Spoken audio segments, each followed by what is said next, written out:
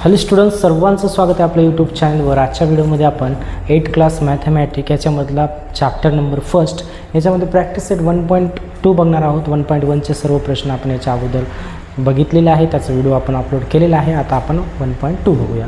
Chapter आहे आपला first rational number आणि इरॅशनल नंबर. याच्यामध्ये 1.2 मध्ये बघा एकदम सोपे प्रश्न आहेत. इथं मी एकूण 7 क्वेश्चन लिहून ठेवलेला आहे, फक्त तुम्ही लक्ष द्या. याच्यामध्ये काय विचारलं आहे, compare the following numbers. Compare करायचे आहे. कम्पेअर करायचं म्हणजे काय मित्रांनो, तुलना करायची आहे. तुलना कसं करतो आपण, एकतर ते समान असतील, एकतर एक मोठं एक छोटं असेल, एकतर समान असेल. दोन्हीपैकी एवढंच असते, कोण मोठा आहे कोण छोटा आहे एवढंच कम्पेअर करायचं आहे. आता इथं जर बघितलं तर इथं -7 आहे, इथं -2 आहे. मग इथं 7 तुम्हाला मोठं दिसते, 2 कसं आहे छोटा आहे. पण ह्या दोन संख्या कशा आहेत, हे दोन संख्या आपल्या मायनसमध्ये आहेत. तर नेहमी लक्षात ठेवायचं, -1 -2 -3 -4 असं करत करत किती मायनसची संख्या असतात. तर तुम्हाला लक्षात नेहमी ठेवायचं आहे, हा जो -1 आहे, हा -1 कसा आहे, मोठं आहे. काय आहे, मोठं आहे. कोणापेक्षा, -2 पेक्षा मोठा आहे.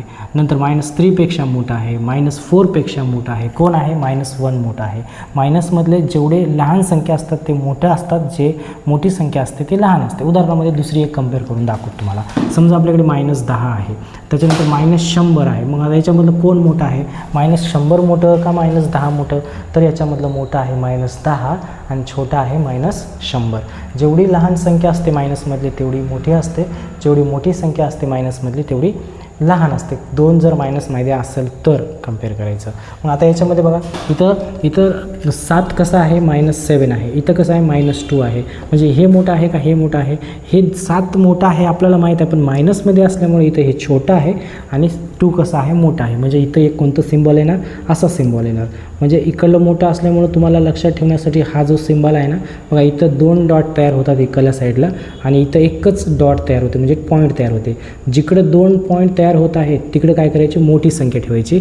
जिकडं एकच पॉईंट तयार होत आहे तिकडे लहान संख्या ठेवायची. हे सिम्बॉल बी लक्षात ठेवायची, ट्रिक सांगाल मी तुम्हाला.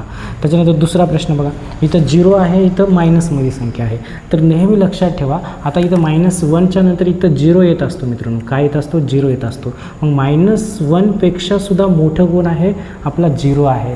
मायनसमधली संख्या ही 0 पेक्षा सुद्धा कशी असते, लहान असते. मायनसमध्ये एखादी संख्या असेल आणि त्याच्यासोबत 0ला कम्पेअर जर करत असाल तुम्ही, तर मायनसमधली संख्या कशी असणार आहे, लहान असणार आहे आणि 0 हा कसा असणार आहे, मोठा असणार आहे. उदाहरणामध्ये तुम्हाला जर एक एक्झाम्पल दिलो, 0 एक दिलो, त्याच्यानंतर मायनस तुम्हाला 12 दिलो. मग 0 मोठा आहे की -12 मोठा आहे, तर 0 मोठा आहे, -12 ही कसा आहे, लहान आहे. मग 0 संग जर तुम्ही मायनसमधली एखादी संख्या कम्पेअर करत असाल तर 0 कसा असणार आहे, आपला मोठा असणार आहे आणि -9/5 हे कसं असणार आहे, लहान असणार आहे. आणि हा मोठा असल्यामुळं तुम्हाला इकडं 2 पॉईंट तयार होतात, असा सिम्बॉल इथे यूज करायचा आहे. त्याच्यानंतर तिसरा प्रश्न बघा, याच्यामध्ये तिसरा प्रश्न मी जर बघितला तर याच्यामध्ये कसं आहे, ही प्लसमधली संख्या आहे, ही मायनसमध्ये 0 आहे. मग प्लससोबत 0 जर कम्पेअर करत असेल तर नेहमी काय असते मित्रांनो, 0 हे लहान असते आणि प्लसमधली संख्या कशी असते, मोठी असते. हे तुम्हाला सर्वांना माहीतच आहे. मायनसमध्ये दिल्यामुळं आपल्याला 0ला मोठं घ्यायचं आहे. मायनसमधली संख्या ही 0पेक्षा सुद्धा कशी असते, लहान असते. हे लक्षात ठेवा. मी तिथं सुद्धा तुम्हाला कम्पेअर करून सांगितलं. इथं प्लसमध्ये संख्या आहे 8/7 आणि 0 आहे. दोन्ही प्लसमध्ये आहेत. तर आता ही संख्या आहे 8/7 आणि हा 0 आहे, म्हणजे 0 लहान असणार आहे, ही संख्या मोठी असणार आहे. आता इथं बघा, आता ह्याच्यामध्ये कम्पेअर करतो वेळेस मित्रांनो, ह्याचं जे डिनोमिनेटर आहे, खालची जी संख्या आहे, ही खालची संख्या कशी असली पाहिजे, समान असली पाहिजे. जर समान असेल तरच त्याला कम्पेअर करू शकता. मग खालची संख्या समान झाली तर आता कोणतं मोठं कोणतं छोटं कसं ओळखायचं, वरच्या न्यूमरेटरवरून ओळखायचं. वरची जी संख्या मोठी ती संख्या काय असणार आहे, तो जो रॅशनल नंबर असणार आहे तो मोठा असणार आहे. मग आता जर पहा, इथं -5 आहे, इथं 1 आहे. मग मायनसमधली संख्या मोठी असते की प्लसमधली संख्या मोठी असते, प्लसमधली संख्या मोठी असते. 1 हे मोठं आहे कोणापेक्षा, -5 पेक्षा. म्हणून -5/4 हे छोटं आहे, 1/4 हे कसं आहे, मोठं आहे. मायनसमधली असल्यामुळं मायनसमधली संख्या ही प्लसमधल्या संख्येपेक्षा लहानच असते. आता तिथं कोणता बी अंक असू द्या, जर एक प्लस एक मायनस असेल तर प्लसमधली संख्या मोठी घ्यायची, मायनसमधली लहान घ्यायची. आता इथं बघा, याच्यामध्ये पण डिनोमिनेटर सारखंच आहे. इथं पण 29 आहे, इथं पण 29 आहे. तर मग आता काय करायचं, खालची संख्या जर समान असेल तर वरच्या संख्येवरूनच कम्पेअर करायचं. वरचा जो नंबर आहे कोणता मोठा आहे, तिकडली संख्या कशी असणार आहे, मोठी असणार आहे. इथं 120 आहे, इथं 141 आहे, म्हणजे 141 कायवालं काय आहे, मोठं आहे आणि इथं 40वालं लहान आहे, म्हणजे हा असा सिम्बॉल इथं येतो. मग त्याच्यानंतर बघा इथं पण काय आहे, इथं 20 आहे खाली, इथं पण 20 आहे, डिनोमिनेटर सारखं ऑलरेडी आहे. फक्त आता आपल्याला वरची संख्या बघायची आहे. इथं -17 आहे, इथं 20 आहे, इथं -30 आहे, इथं 20 आहे.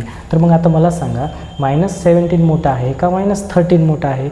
तर मायनसमधले जे दोन संख्या असतात, जे लहान संख्या असते ती मोठी असते, जी मोठी असते ती लहान असते. मी तुम्हाला इथं कम्पेअर करून सांगितलं पण होतं. म्हणजे -13 हा संख्या कशी आहे, हा संख्या मोठी आहे आणि -17 हे लहान आहे. त्याच्यानंतर इथं बघा, आता इथं खालचे जे दोन संख्या आहेत ते इक्वल नाहीत. ते इक्वल आहेत का? इक्वल नाहीत. मग इक्वल आपल्याला करून घ्यावं लागेल, मग वरच्या संख्येला कम्पेअर करावं लागते. तर आता ह्यांच्या दोघांचं डिनोमिनेटर सारखं नाही, तर काय करायचं मित्रांनो, ह्याच्यामध्ये यांचं क्रॉस मल्टिप्लिकेशन करायचं. काय करायचं? Cross multiplication.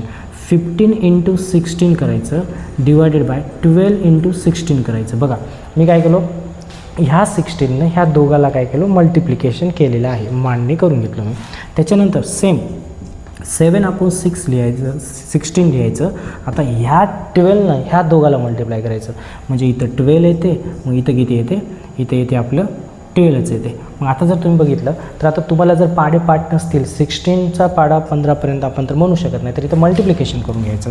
समजा आपण 16 इथं लिहू, आपण इथं मल्टिप्लाय करू. 16 × 15 जर केलो तर किती होते, 5. 30चे 0 कॅरी 3, 5 1 5 आणि हे 8, नंतर प्लसला प्लस हे 6 येते, मग नंतर हे 1ला 1 येते, म्हणजे हे 0 हे येते 14 कॅरी 1 हे 240 येते. म्हणजे वरच्याचं आन्सर काय तुमचं 240 आलं. खाली किती येते पहा मित्रांनो, परत आपण 16 × 12 करूया. किती करू, 16 × 12.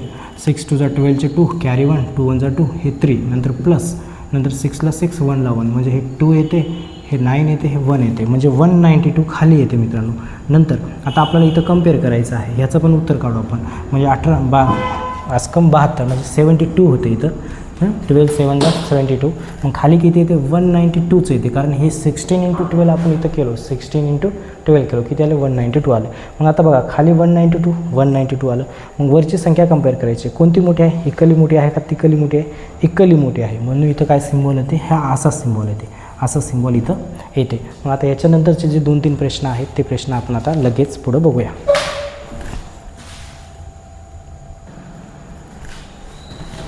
आता बघा पुढचे प्रश्न बघू आपण. Question number 8, 9, 10. आता याच्यामध्ये सुद्धा कम्पेअर करायचं आहे, डिनोमिनेटर सारखं नाही. याचं 4 आहे, याचं 8 आहे, याचं 4 आहे. तर आता आपण सारखं करण्यासाठी क्रॉस मल्टिप्लिकेशन बी करू शकतो पहिल्याच्यासारखं. पण आता क्रॉस मल्टिप्लिकेशन न करता सुद्धा डिनोमिनेटर मला सारखं करता येते.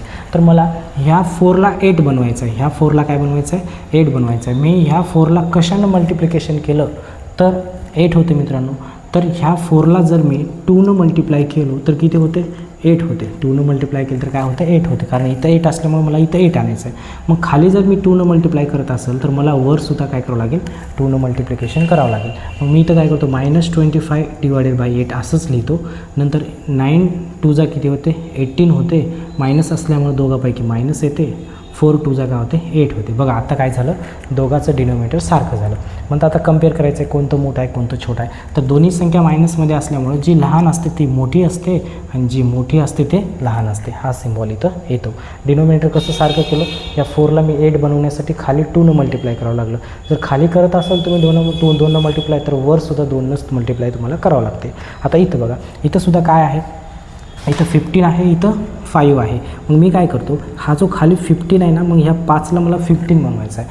तर मी ह्या 5ला जर 3 मल्टिप्लाय केलो तर वरसुद्धा मला 3 मल्टिप्लाय करावं लागेल. मग 5ला जर 3 मल्टिप्लाय केलं तर 15 बनते आपल्याला. म्हणजे 3 3 काय होते, वर 9 येते आणि 3 5 काय होते, 3 5 किती होते, 15च होते. म्हणजे खाली काय झालं, डिनोमिनेटर सारखं झालं. मग आता दोन्ही संख्या प्लसमध्ये आहेत, खालची संख्या समान असतील तर वरच्या संख्येला बघून कम्पेअर करायचं असते. इथं 12 असल्यामुळे हा 12वाला कसा आहे, मोठा आहे, 9वाला कसा आहे, छोटा आहे. मग आता इथं पण बघा, आता इथं डिनोमिनेटरमध्ये 11 आहे, इथं 4 आहे. मला 4नं जर कशाने मल्टिप्लाय केलं तर तिथं 11 बनत नाही. आता 4ला 2 मल्टिप्लाय केलं तर 8 होते, 4ला 3 केलं तर 12 होते, 4ला 4 केलं तर 16 होते. 11 तर काय बनत नाही. मग अशा कंडिशनमध्येच काय करायचं, क्रॉस मल्टिप्लिकेशन करायचं. क्रॉस म्हणजे काय मित्रांनो, -7 × 4 करायचं डिवायडेड बाय 11 इंटू काय करायचं 4 करायचं, म्हणजे ह्या 4नं ह्या दोघाला मल्टिप्लाय करायचं. त्याच्यानंतर -3 डिवायडेड बाय 4. आता ह्या दोघाला पण कोणाला मल्टिप्लाय करायचं, ह्या 11नं करायचं, म्हणजे इथं 11 येते, इथं पण 11 येते. आता डायरेक्ट तुम्ही मल्टिप्लिकेशन करून घेऊ शकता. म्हणजे इथं किती होते 7 त्रिक 21 7 चौक 28, म्हणजे -28 होते. 11 4 जा 44 होते. मग नंतर इकडे बघा 11 3 जा -33 होते. 4 11 जा 44च होते. बघा आता 44 काय झालं, डिनोमिनेटर सारखं झालं. मग आता याच्यामध्ये दोन्ही मायनसमध्ये असल्यामुळे जे लहान आहे ते मोठं असते, जे मोठं आहे ते लहान असते. मग आता हा लहान आहे म्हणजेच काय आहे, हा मोठा आहे. मग शेवटी तुम्हाला हा जो उत्तर आहे मेन आपला तो खाली इथं लिहून घ्यायचा. -7/11 हे मोठं आहे, -3/4 हे कसं आहे, छोटं आहे. हे जे आहे पहिलंचं जो फ्रॅक्शन होता त्याला खाली लिहून घ्यायचं. ह्याला बघायचं इक्वल मोठं आहे ना, मग इकडं पण इक्वलच मोठं असणार आहे. इथंसुद्धा तेच करायचं तुम्हाला काय करायचं आहे, हा जो फ्रॅक्शन आहे मेन फ्रॅक्शन आपला, हा मेन फ्रॅक्शन खाली परत लिहायचं आहे. -25/8 हा लहान आहे, -9/4 हे तुमचं आन्सर असणार आहे. इथं पण सेम, इथं पण काय करून घ्या, हा जो मेन फ्रॅक्शन आहे त्याला घ्या -15/5, त्याच्यानंतर 12/15 3/5 याच्यामधलं कोणतं मोठं आहे, इक्वल मोठं आहे. हे जे मेन कन्सेप्ट आहे त्याचं तुम्हाला लिहायचं आहे. अशा प्रकारे आपण सर्व प्रश्न याच्यातले सॉल्व केलो, बाकीचे उद्या करू.